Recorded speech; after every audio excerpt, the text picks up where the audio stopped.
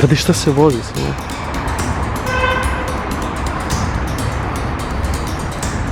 Ovako izvedem. Vidi opala. Na spisku smo, brate. Da, jebate.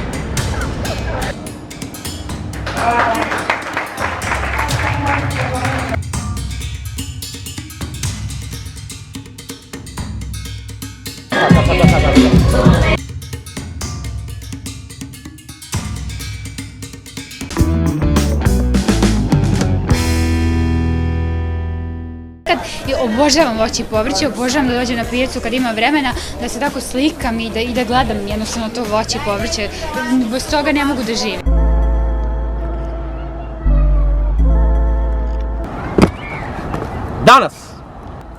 Danas upravimo na pitanje, da li osoba bez jedne karakterne osobine može pratiti svoj put do uspeha i pregleda?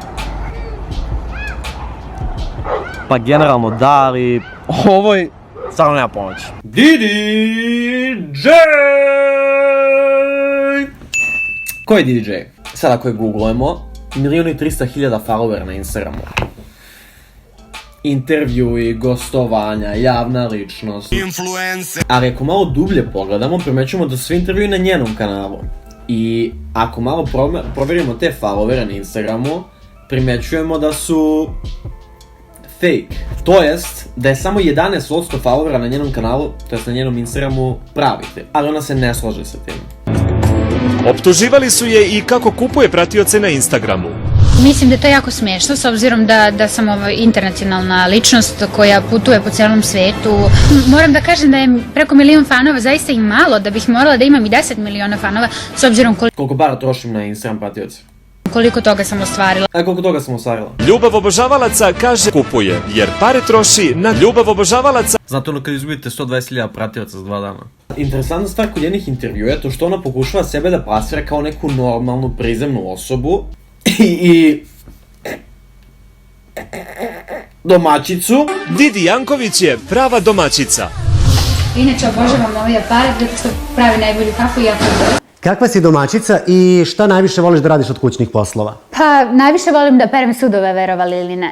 Dok istovremeno piša po sirotinji pri svakoj prilici koju se prikaže.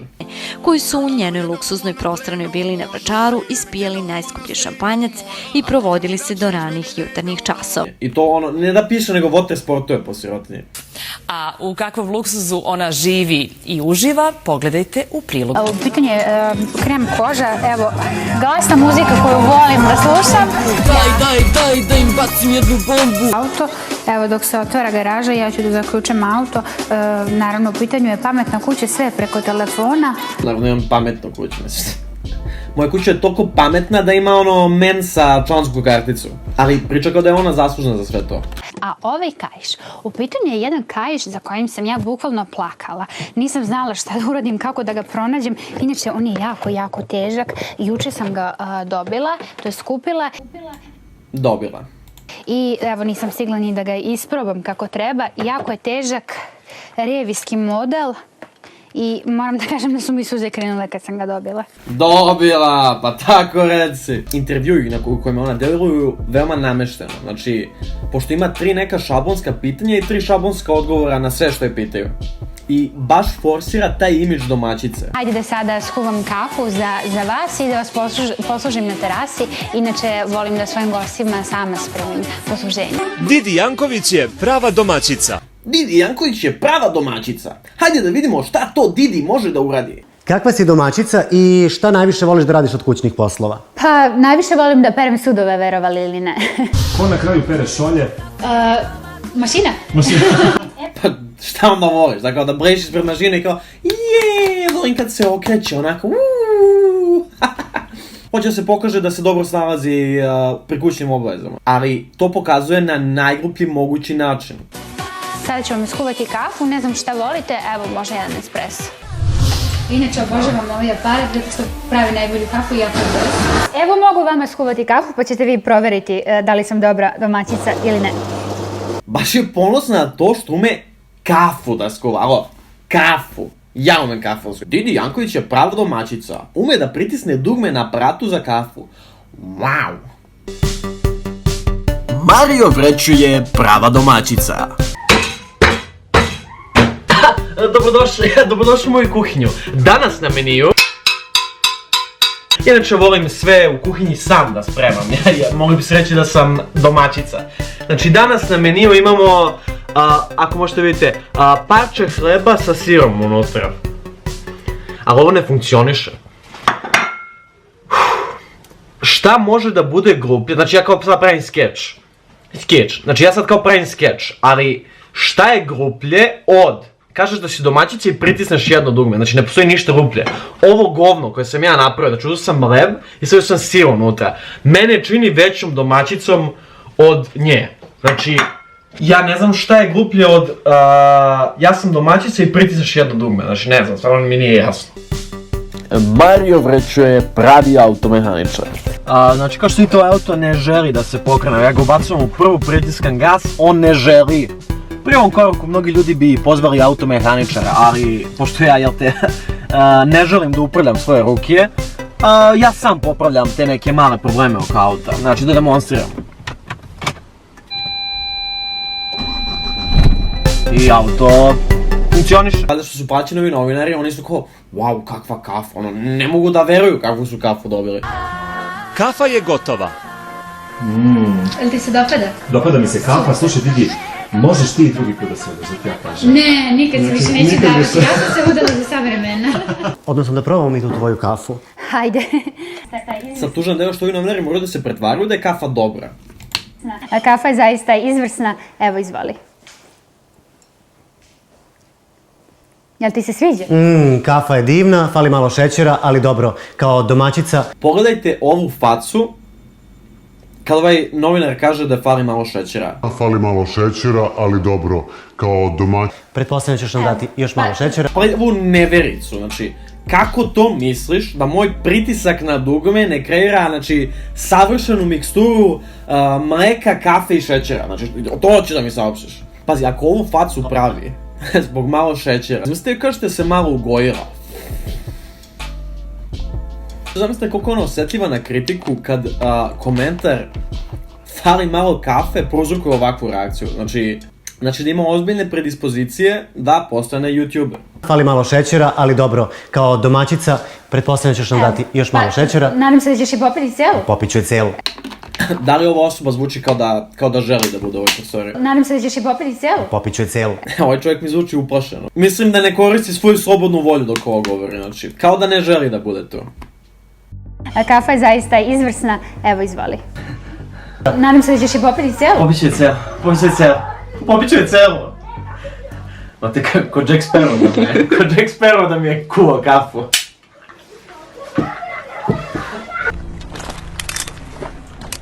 Nadam se da ćeš i popiti cijelu. Evo izvoli, ovdje ću ti staviti pa ćeš kasnije. Dijana, da li je bilo teško odgovoriti na svih ovih naših 20 pitanja? Pa uopšte mi nije bilo teško, očekivala sam jako teža pitanja, inače na svako pitanje uvek imam odgovor. Meni uopšte nije bilo teško, pošto sam ja i pisala i odgovarala na pitanja, tako da nije mi uopšte bilo teško. Ako sam je malo zajebao svom šećerom i kafom, znači staćeš dole ispred vile da ti Hektor lupi 3 šamara za bezobrazluk. Hvala ti puno i čekamo taj šećer. Ok, ajde, intervju u njenoj bili su namešteni. Šta je sa ostalim gripova? Pop pevačica koja se oprobala i na stranom tržištu, Dijana Janković, pre nekoliko dana bila je predmet praćenja naših paparaca. Paparacolo, znači sam vrh istraživačke žurnalistike. Ona je prvo ušla u Narodnu biblioteku. Nikom nije bilo čudno. Stvarno. Majke ti. Narodnu biblioteku. Ni manje ni više. Budzano sam kad im je rekla što će snima za emisiju kao idemo u Narodnu biblioteku. Kao, brate Didi, koja može neka knjižara, Delfi, nešto, molim te. Ne, Narodna biblioteka Srbije, znači tu hoću tu da me snimite kako ulazim. Nešto je izabrala da iznajmi. Izlazi sa knjigom. Ona izlazi sa knjigom. Inače iz Narodne biblioteke, ako niste znali, ne mogu da se uzimaju knjige, znači to je kao čitaonica. Ali Didi očigledno ima neku vezu. Izgleda da je već duže vreme član biblioteke. Pa ona njima govori šta da kaže. Ljudi govore da sam glupa, u intervjuima. Znači, automatski pravac biblioteka. Da su joj rekli da je debela, verovatno bi je u teretani uhvatili. Nastavljamo dalje. Ona tamo prelazi ulicu Neće valjda. Neće valjda. i zajedno sa telohraniteljem ulazi u hram Svetog Save. Au, jebote, šta je ovo? Opa, šuške, palče se nabrojiš. Pa je moguće ovo? Je moguće da je neko tako dobra osoba, a? Šta je sledeće, Didi, da vidimo gde ideš? Šta radiš, jebote? Sledeća scena, Didi izlazi iz crkve sa krstom na leđima. Krst na leđima i knjiga u desnoj ruci. Koliko je ovo odvratno sve, jebote.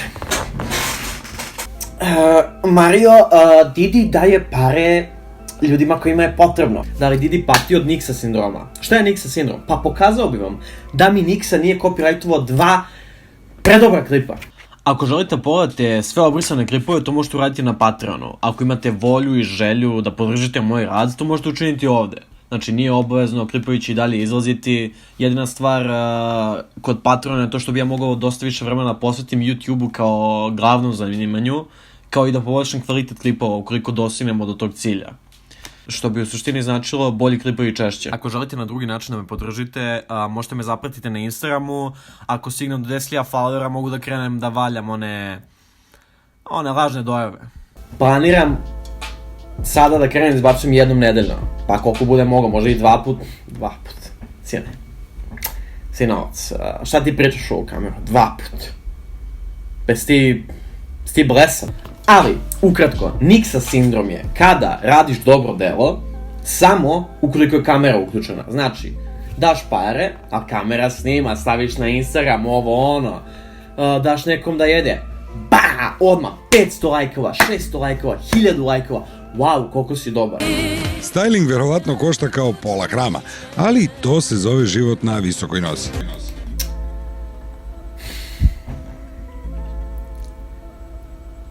Ali ne možeš ti sebe da snimaš, ne znam, ideš u biblioteku, pa se krstiš, pa daješ pare siromašnoj osobi i onda da fleksuješ. Ne možeš kažeš, outfit vredi kao pola hrama, pa onda kao, ali ja sam ista kao vi, znate, ja sam isto dobra osoba. Znaš, ne može. Ako ćeš da fleksuješ, fleksuj. Gde ćeš dalje, Didi? Kako ovo da nadmašiš? Znači, ide prvo do Crvenog krsta da donira krv, pa onda ide, ne znam, da usvoji dete. Sad, znači sad ima jednu pripremljenu karakternu osobinu, to je da zna da spremi kafu. Ali, kroz trovanje mog mozga ovim klipovima, primetio sam jednu drugu karakteristiku, a to je obsesija ananasom. Danas sam došla da kupim ananas ovde. Obožavam voće i povrće, obožavam da dođem na pijacu kad imam vremena, da se tako slikam i da gledam jednostavno to voće i povrće. Bez toga ne mogu da živim. Bez čega ne možeš da živiš, kao bez gledanja voće i povrće. Jednostavno ne mogu. Što im u njenoj glavi, onako proces misli, kao jebote, šta sirotinja radi, jebote, šta radi sirotinja? Pa voze se busom, znači se predam idem u bus, jebote. Idu na pijacu. Čekaj, što ljudi idu na pijacu, jebote, kad uvek ima u vili? I uvek kad dođemo u kuhinju ima voće, mislim. Uvek sobarica stavi voće. Sigurno i njihova sobarica njima stavlja voće. Jedini razlog da idu na pijacu je sigurno da se slikaju, mislim. Znači, ona gleda na pijacu kao što mi gledamo na zoološki vrt. Znači, odeš, brate, slikaš se. Ali zašto je u svakom kadru ananas? Evo, čak i u delovima gde pokazuje kuću ananas. Danas nisam ništa spremila za ručak zato što sam jela samo ananas. Hajde da sada pogledamo šta ima na programu. Gledaj, pusti svoj spot, ananas. Šta se dešava? Omiljeno voće? Omiljeno voće, pa možda čak i ananas. Sad, da li je to poetska pravda, ja neću da komentarišem. To je najjače, kao kažeš nešto i kao, ali ja, znaš, ništa ja nisam rekao, ali sam sve rekao, fazom. Najjače, fazom. To ti ono YouTuber starter pack, znaš kao, neću imenovati tu osobu, ali ovo je ta osoba. Znači, 1.300.000 followera. Pošto su 11% pravi, ima i fake komentare. Ali odgovara na te fake komentare. Pa sam zapitao da li bi meni odgovarala. Naravno da bi. Onda sam video da izlazi nova pesma i da ima promociju te pesme u Beogradu. pa se zapitao da li bi mogao možda nekako da sredim 2 karte za tu promociju pesme. Naravno da bi. Pošto je toliko željna fanova, ja sam odlučio da je pridodam još 2 na promociji te pesme. A kakvi smo mi to fanovi bili kad je...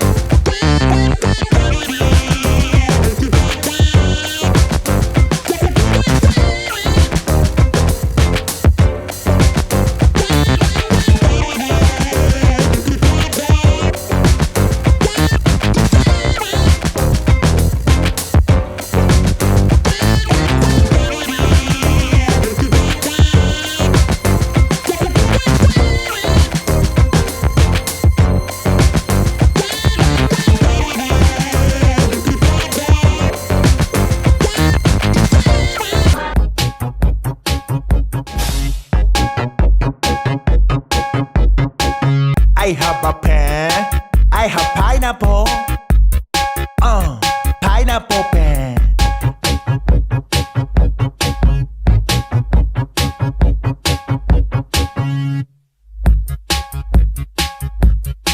Gledajte šta smo dobili, drugari. DDJ Sorry majicu. Skidajte ovo govno. Vidite kako se tresem. Svaki put se skidaš u klipu. Nije samo prošle put. DDJ Sorry, svetska premijera. Crven si inače. Pa znam, od uzbuđenja. Ja se izvinjam, ljudi. Ja se izvinjam, ali ovo je 4. dan kako ja plačem od sreće. Znači, dobio sam potpis. Znači, dobili smo potpis od internacionalne zvezde i 2 majice. Mada ne znam, malo sumnjamo kvalitet majice, pošto je ovo već krenulo da se skida. Inače, na poređeni majice, ne znam da li vidite, ali na poređeni majice stoji njen Instagram. Jebote, svi rade ono subscribe i like na početku klipa, samo ja radim u 18. minutu, kad 90% ljudi ne gleda. Ali, ako ste stigli do ovde, like, subscribe, Instagram. Evo, krenuo sam milionera da zajebam. Značilo bi me da me podržite na Patreonu zato što ne želim da mi keva i devojka snose troškove sahrane. Ja kako sam počeo do 30. klipa, neću smeti da izađem na ulicu. Ako želite mi pomognete na neki drugi način, možete me zapratite na Instagramu. I ako stignem do 10.000 followera, mogu da krenem da prodajem onu fuš odeću. Da se zahvalim ovom dečku koji mi je uradio intro i outro, zapratite i njega na Instagramu. Vidimo se za 3, 4, 5 dana. Krećemo sa shit contentom.